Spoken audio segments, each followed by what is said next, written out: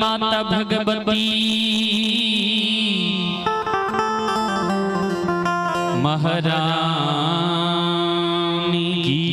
जय।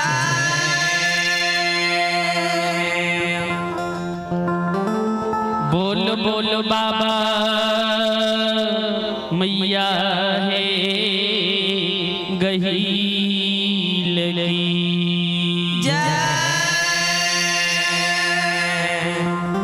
ओम श्री दाता धर्मराज की जय। भक्तों भगवान की जय। महारुद्र बजरंग बली की जय। यज्ञ कराने वाले की जय। उनके समस्त परिवार की जय। जय जय हो श्री सीताराम।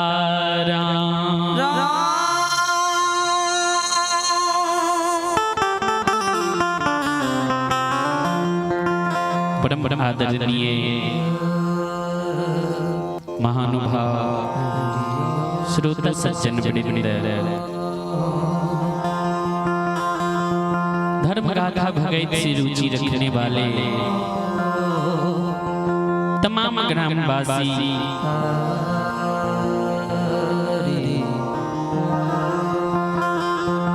धर्म गाथा भगत से रुचि रखने वाले, भारत भूमि की गौरव गरिमा को बढ़ाने वाली देवी तुल्य माता और शक्ति स्वरूपा बहन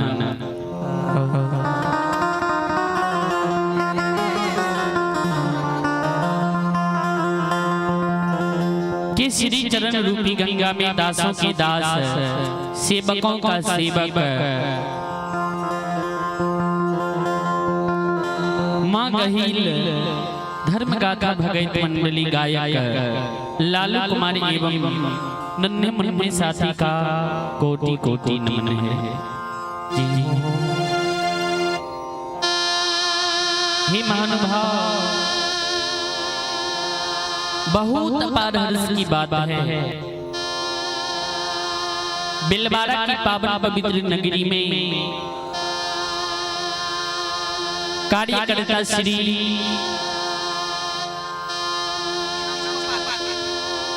रामदेव बाबू के सुपुत्र धर्म गाथा भगत के गायक रुदल पंजियार जी के सौजन्य से आपके पावन पवित्र धरती पर बाबा धर्मराज भगत धर्म अनुष्ठान का आयोजन रखा गया है।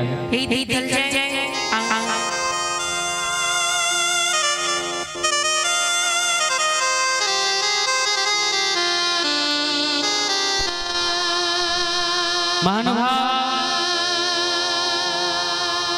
जिस भगत धर्म गाथा में आप श्रोता के बीच,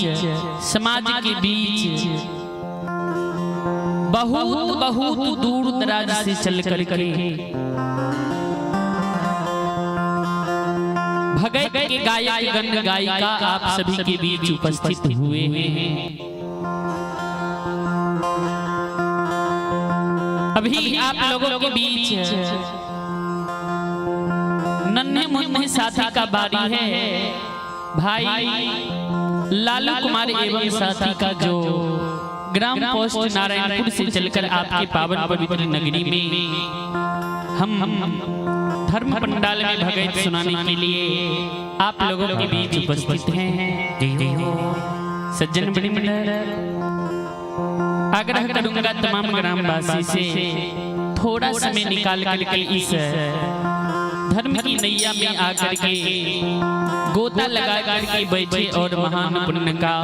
भागी बने। कभी लिखे हैं, जब तक रहेगी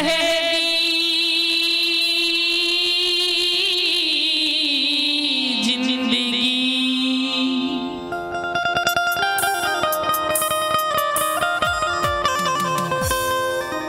फुर्सत ना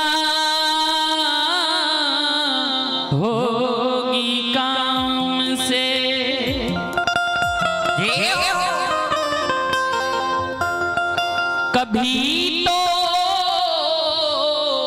समय निकालो बंदे,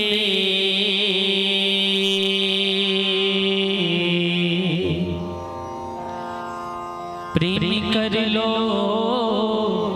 धर्मराज से।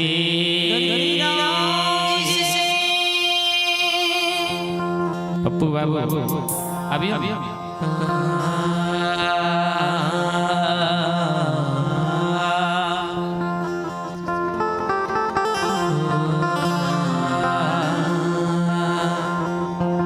तो यज्ञ तो बहुत लंबा हो चुका है जी। आप लोग सोशल मीडिया यूट्यूब फेसबुक के माध्यम से और यहाँ धर्म पंडाल में आकर के देखे सुने होंगे भागवत कथा का यज्ञ 7 दिन आप लोगों के बीच रहा। 24 घंटा के लिए रामधुनी का कार्यक्रम आप लोगों के बीच रहा। अब 48 घंटा के लिए बाबा धर्मराज का यह गुणगान आप लोगों के बीच होने जा रहा है, जिसका अभी 36 घंटा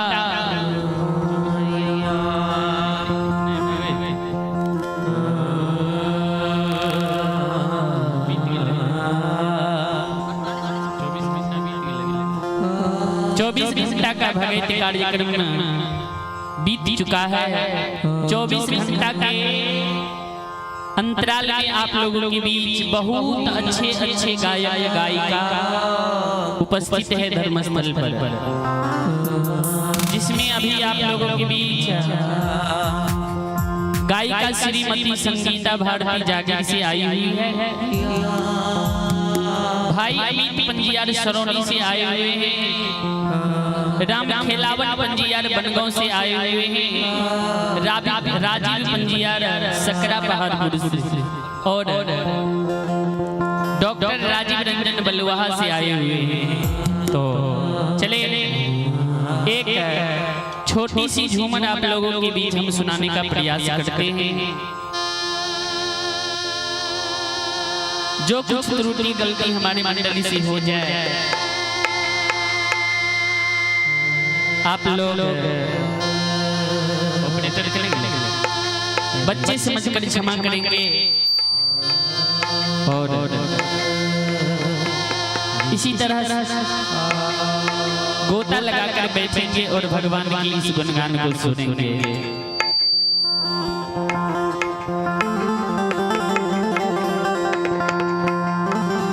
एक बार माँ भगवती व बाबा धर्मराज के नाम का जोरदार आवाज के साथ जयकारा हो जाए, जिससे गाने एवं सुनने वाले का हौसला बना दे।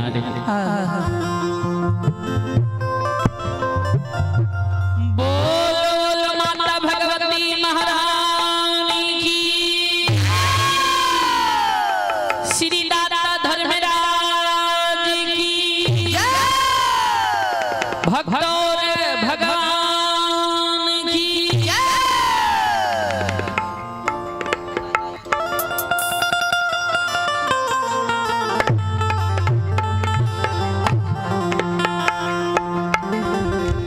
जगत जननी भगवती मैया,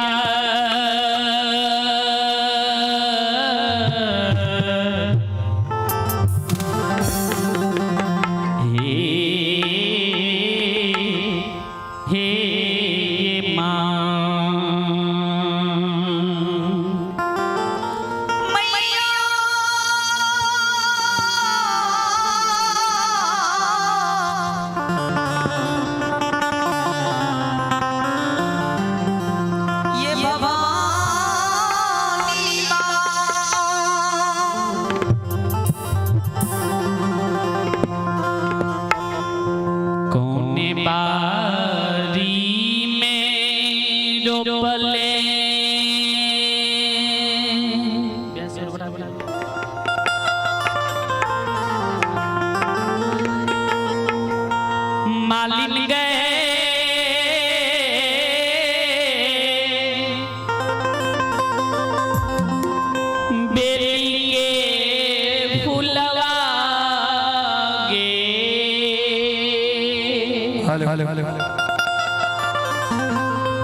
समय और मंडली को देखते हुए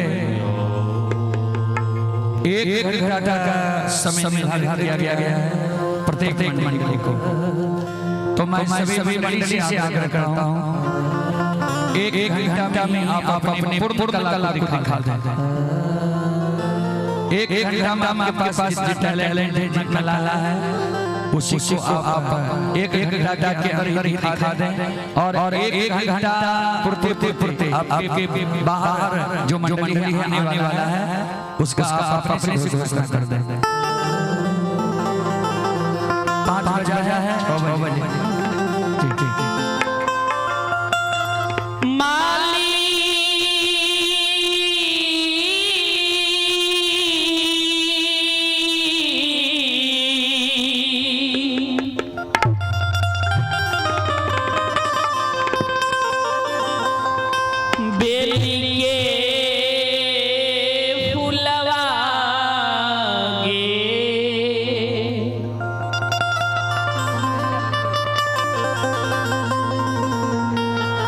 मालिन के बेली के फूलवा गे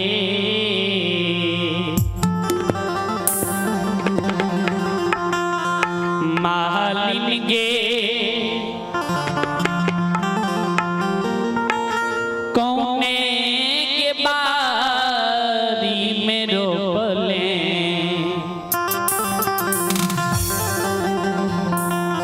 अरहुल के फूल लसे गई माली देखन में सुहावन लागई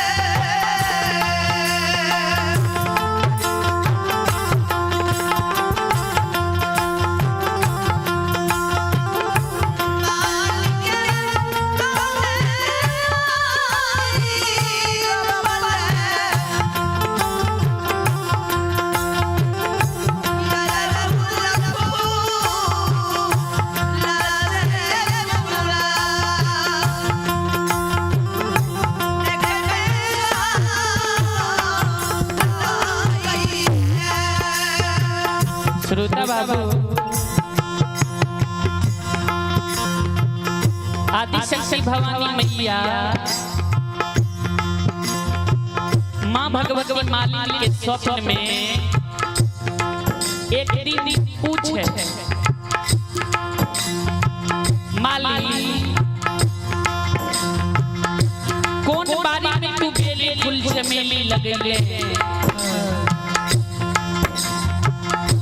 कौन बारी में तू 5 गो रंग के अड़हुल फूल रोपले, जे फूल हमरा देखन बड़ा सुहावन लागैया।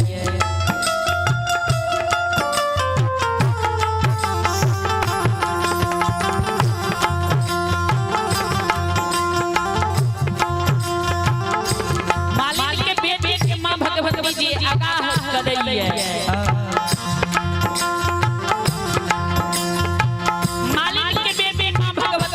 कर जोड़ के स्वप्न में ही मैया से जवाब करे, माँ ये बाबा बारी रोपलो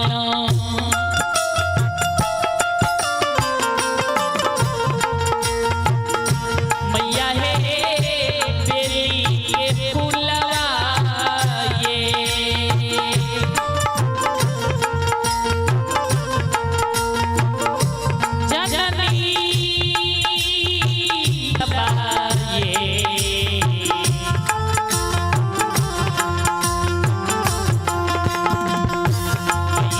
हे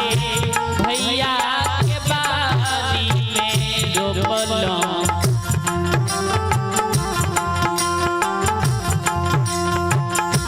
अड़हुल के फूल लरे मैया देखन सुहावन लागैया।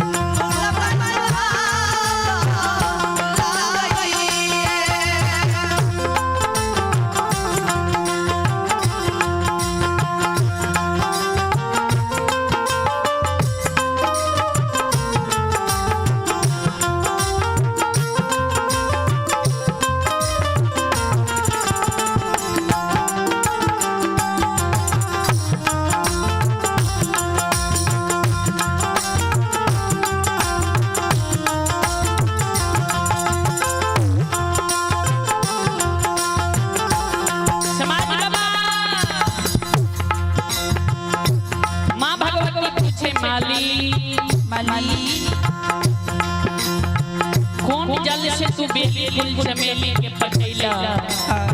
कौन जल से तू 5 गो रंगे अड़हुल फूल के पटैला।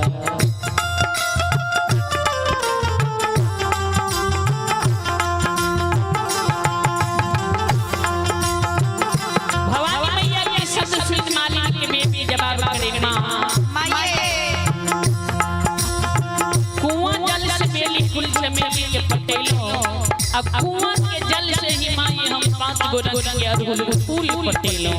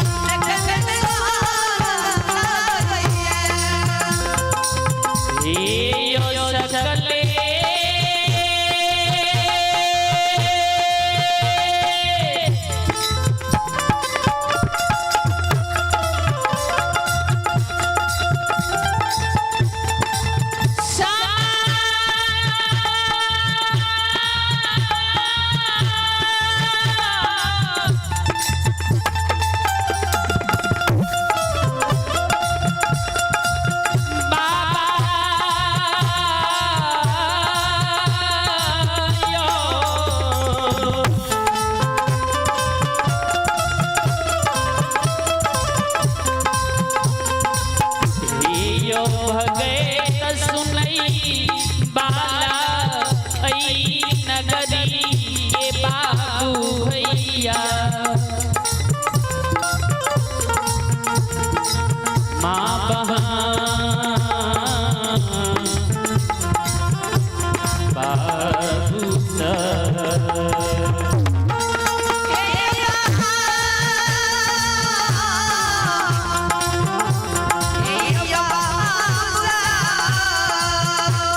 भवानी माँ मालिक के बेटी से पूछे जे कौन कहबन में तू बेली फूल चमेली चढ़ेल हो आ कौन कहबन में मालिक के धिया तू 5 को रंग के अड़हुल फूल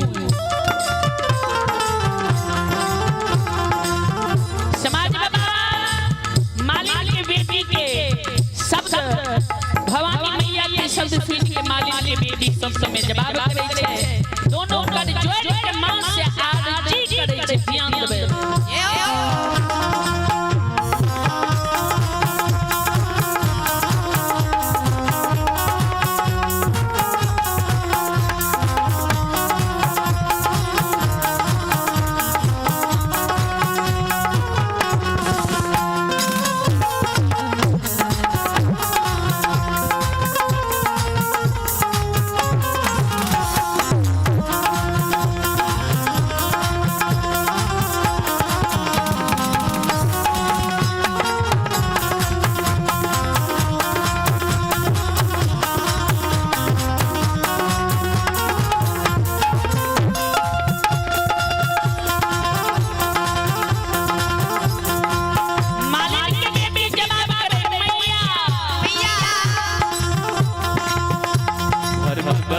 चढ़ेला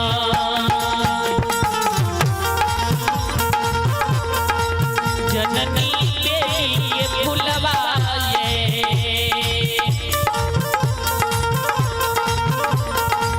मैया के लिए फुलवाए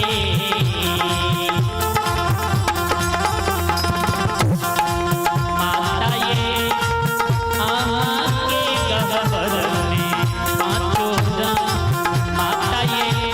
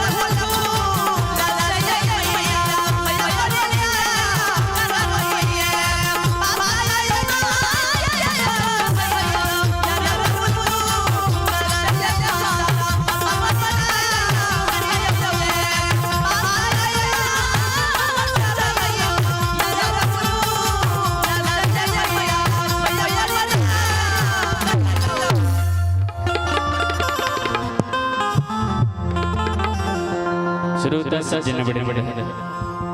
चलें पुरस्कार की ओर। आपने शिरोमणि श्रोता बंधु, आपने हमारे अभिभावक माँ बहन बाबू भैया से ये अर्जुन यादव की ओर से शानदार 11 रुपए की पुरस्कार आए हैं। और आपने सज्जन बड़ी बड़ा ये आर्यन कुमार पिता प्रभात कुमार यादव दादा श्री प्रभात कुमार यादव दादा श्री राम विनय यादव बिलवारा,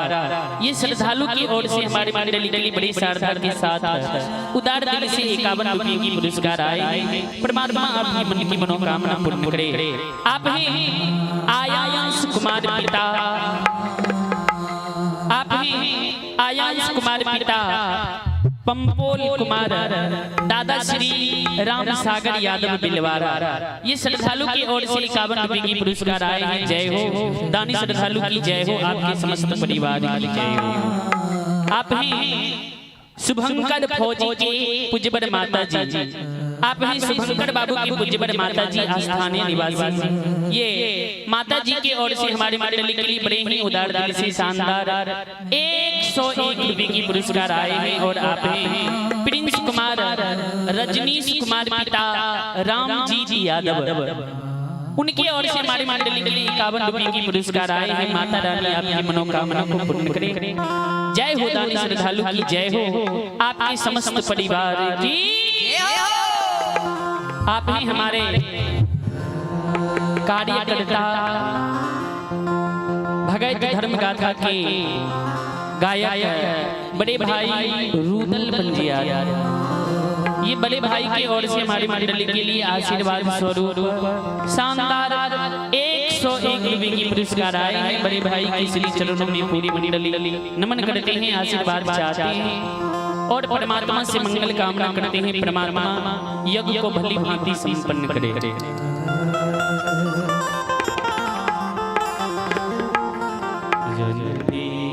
हेलो हेलो और अभी आप लोग सुन रहे हैं लालू भैया जी नारायणपुर, उनके स्वर में सुन रहे हैं। इसके बाद डॉक्टर राजीव जी जो वहां से कराया है उनका कार्यक्रम होना है। राजीव जी के बाद राम खेलावन पंजाब, जिनको पहले बच्चे बालक लोग जानते थे, ये बनबन से कराया है कार्यक्रम होगा। और उनके बाद अमित जी जो सदौली से आए हैं उनका कार्यक्रम है। और अमित के बाद सीता भाभा जो जागीर से कराए हैं उनका कार्यक्रम होना है। तो सभी के द्वारा बारी कार्यक्रम और एक आवाज सुनना है। ग्रामीण मंडली आपसे हम गुजारिश करते हैं, आप लोग अपने मंडली का साकार भोजन कर लें। भोजन तैयार है, आपसे मैं आग्रह करता हूँ ग्रामीण मंडली आप लोग आकर भोजन कर लें। चलो अपने सभी के बीच बहुत कम समय मिल रही है। वो कम समय में ही हम चाहे जे भक्त बाबा बीनी के यह समय में भगवान जी गंगा राज घाट में बाबा बीनी के सत्य के बांध में बांधने रहे। बाबा बीनी के गंगा राज घाट में जी बाबूजी टसमस नहीं डोलल जाए रहे सत्य के बांध में।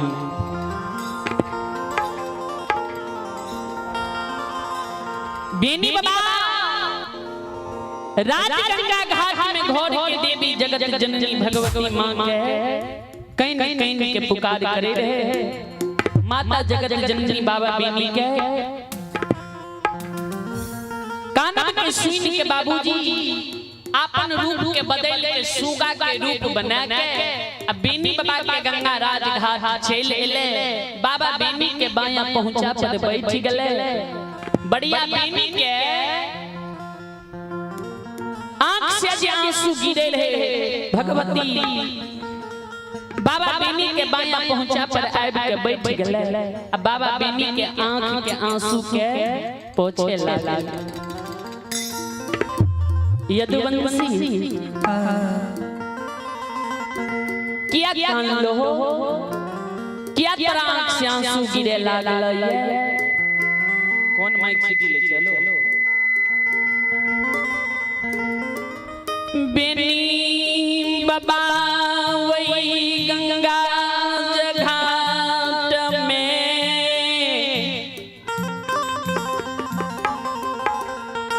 सत के बांध में कानई छई कैन के माँ भगवती से जवाब करई बेमनिया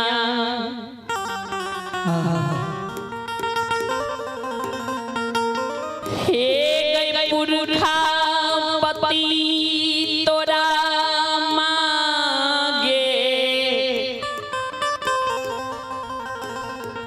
सेवा पूजा सखुआ नगरी में कैलको पुरखा पति के उबाइड दलही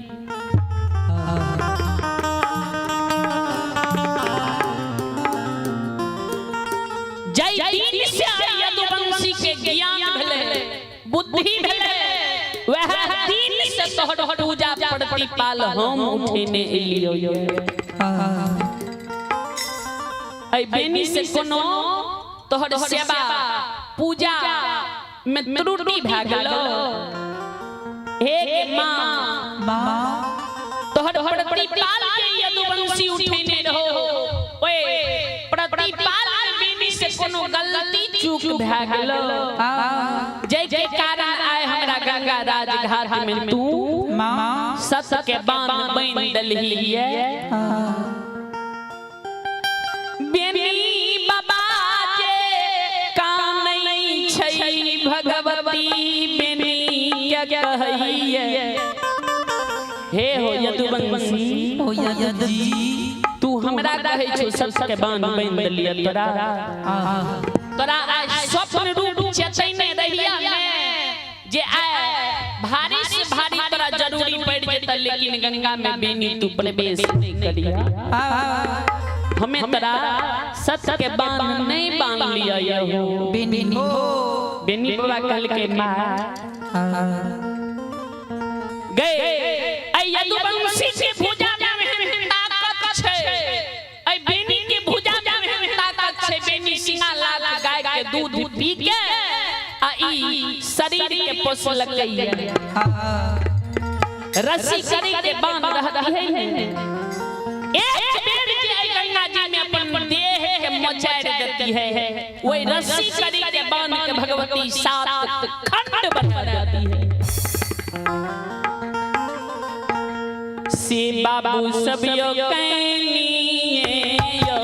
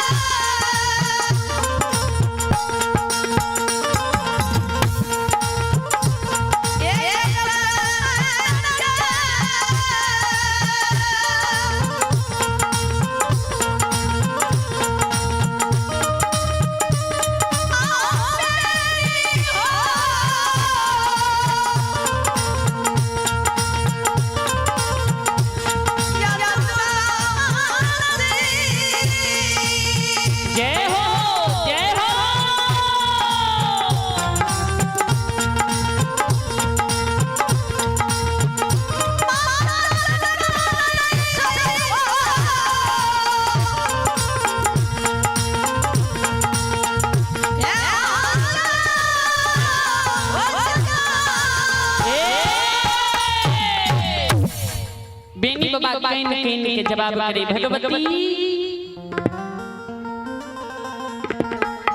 बाबा बेनी के कान में सुन के घर के देवी बाबा बेनी के बोल भरोसे दे बेनी हो नहीं कान नहीं तू आंख से आंसू गिराबी यदुवंशी हे हो आज ठाकुर जी बाबा धर्मराज अपना से संबंध लाना गंगा राज घाट के नजदीक में गिरा दल कहिए ठाकुर जी आए तोरा धर्म के भक्त फजियार बनावे ले धर्म के छड़ीदार बनावे ले तोरा गंगा राज घाट में अपना से सत के बान बइन दल कहो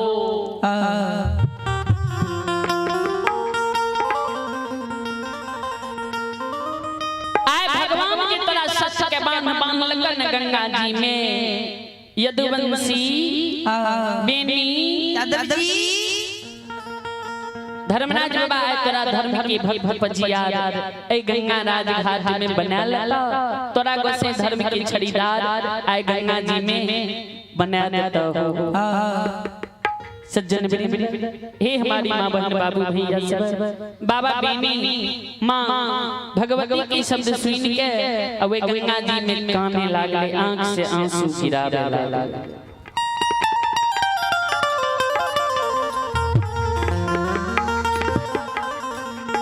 भगवती कल के बेनी कामे छोड़ किया मानव के बड़ा से बड़ा संकट पड़ जाय छे मुसीबत पड़ जाय छे बेनी मुसीबत के समय में मानव के पहले धीरज धरे के चाह जेओ धैर्य से तू काम ला भगवान के तोरा सत्य के बान बैल का तोरा सत्य नाम बोला के गंगा राज घाट में छोड़ जी अगर तोरा साथ जोड़ जबरदस्ती कर दो तू जे धर्म के पंजियार तोरा बनावे ले जोड़ जबरदस्ती गंगा राज घाट में कर भगवान से पहले 3 गो वरदान बख्शा ली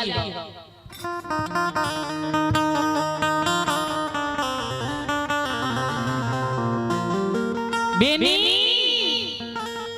जेकरा जेकरा गोसे ऐ संसार में भक्त फजियार बनल के एको को पंजियार के बेटा बेटी शाखा संतान ने दल के वंश से निर्वंश से रह बेनी ऐ गंगा राज घाट में गोसाई से पहला वरदान बख्शा ली हो सेज दोसर वरदान बख्शा ली हो अपना वंशावली के नाम जब तक चांद सूरज गाए गंगा धरती धर्म है संसार में रहते तब तक कहियो गोसाई के हमरा वंशावली के नाम चले तेसर वरदान है गंगा राज घाट में मांगली हो जे सब बहन सरैसा में जे धर्म के भक्त फजियार बन जे भ आए के बाद कोनो वंशावली के गोसाई यदुवंशी कुल के छोड़ के दोसर वंश में पंजियार नहीं बनाना बाबा यो बर बर यो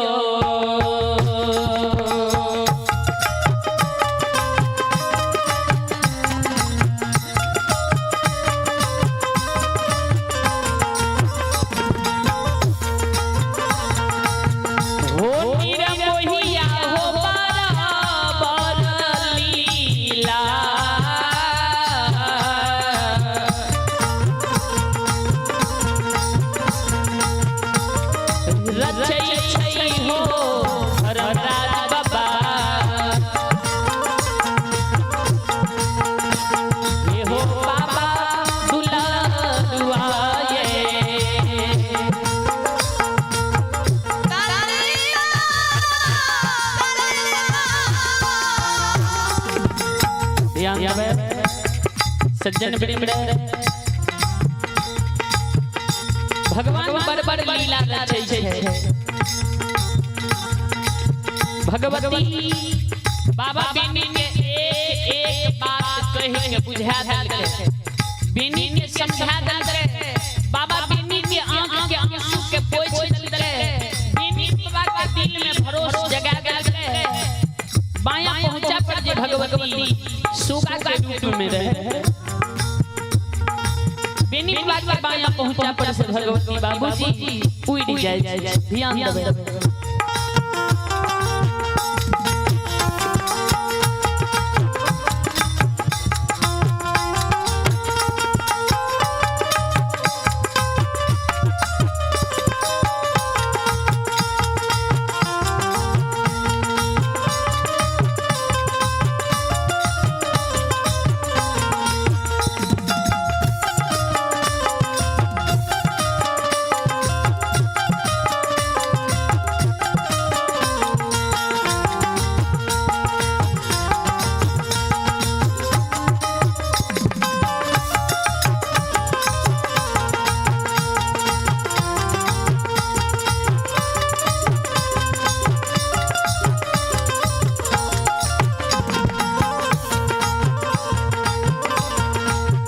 बेनी बाबा वगन्ना राजघाट में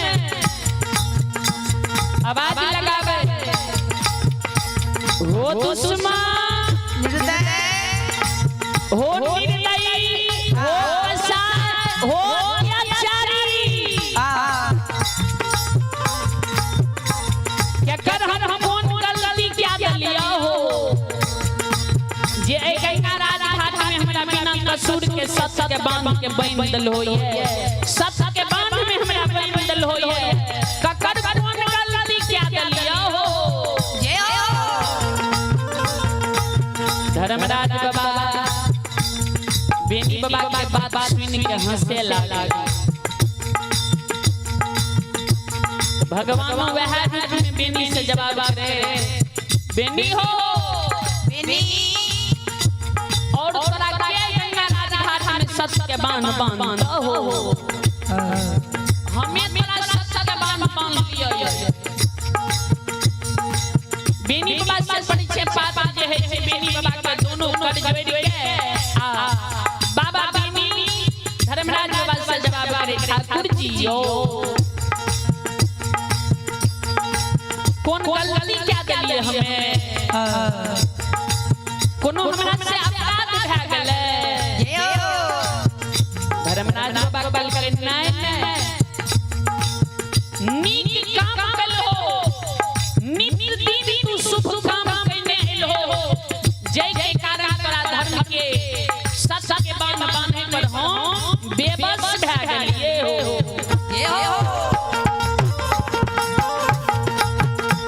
धर्मराज बाबा के बात सुन के बाबा बेनी कल के सरकार कौन कारण सत्य बांध लिए ध्यान देबे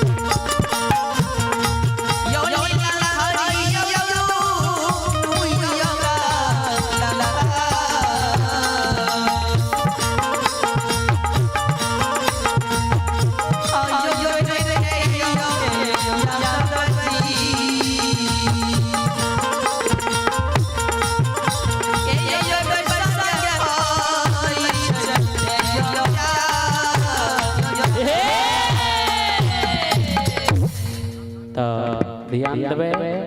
भाई राम खेलावन पंजिया बनगांव अपने से आग्रह छे अहाँ धर्म पंडाल में आबियो और अहाँ के समय होई छे भाई राम खेलावन पंजिया बनगांव समाज बाबा ता बेनी बाबा दोनों कर जोड़ के आ गंगा राज घाट में ठाकुर जी से जवाब करे छे भगवान कल के तोरा धर्म के आए गला में माला पड़तो तोरा आए धर्म की पंजियार बनेबो तोरा आए धर्म के छड़ीदार बना देबो धर्म के डोरी पकड़ लीहो धर्म के प्रति पाल थइहो जेओ त चलो ऐसे आगे भाई राम खेलावन पंजियार आवे छे हुनकरे मुखार बिंद से अपने सब सुनबे हमरा से जे गलती भेल हेते बच्चा समेत के क्षमा करबे श्रोता भगवान यो बहुसा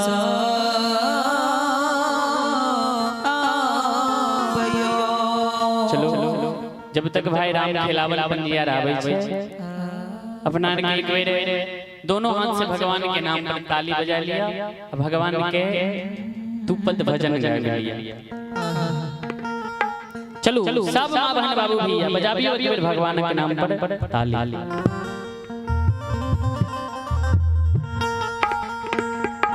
गोविंद जय जय गोपाल जय जय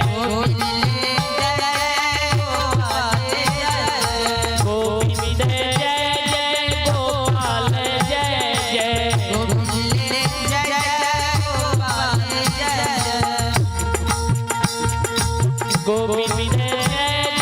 गोपाल जय जय राधा रमन हरि गोविंद जय जय राधा रमन हरि गोविंद जय जय ब्रह्मा जी जय जय विष्णु जी जय जय ब्रह्मा जी जय जय विष्णु जी जय जय उमापति महादेव की जय जय उमापति महादेव की जय जय उमापति महादेव की जय जय उमापति महादेव की जय